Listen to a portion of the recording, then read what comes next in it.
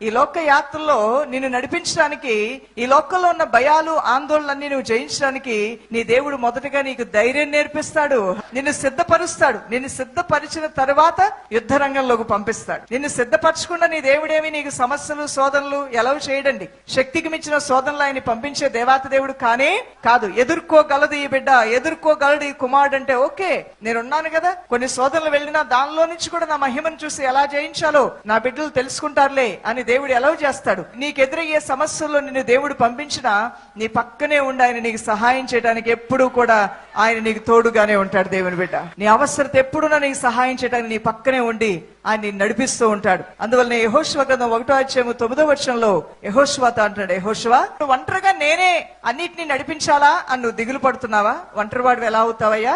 నా సేవకుడైన మోషేకి నేను తోడై ఉన్నట్లు నీకు తోడై ఉంటాను. ఒక యుద్ధ రంగంలోకి పంపించాడు యెహోషువని. అలానే గిద్యోన్ని ధైర్యవంతుడిగా చేసి బలాఢ్యుడా అని అతన్ని సంబోధించి ఎల్లు నేను నీకు తోడుగా ఉన్నాను యుద్ధం చేయించడానికి ప్రేరేపించి ప్రభు వారు పంపించాడు. ఎస్తేర్ రాణి చాలా భయస్తురాలు, కానీ దేవుడు ఆవిడ బలపరిచాడు. నా బిడ్డ నువ్వు ఉపవసించి ప్రార్థన చేయి, నేను నీతో వస్తానని.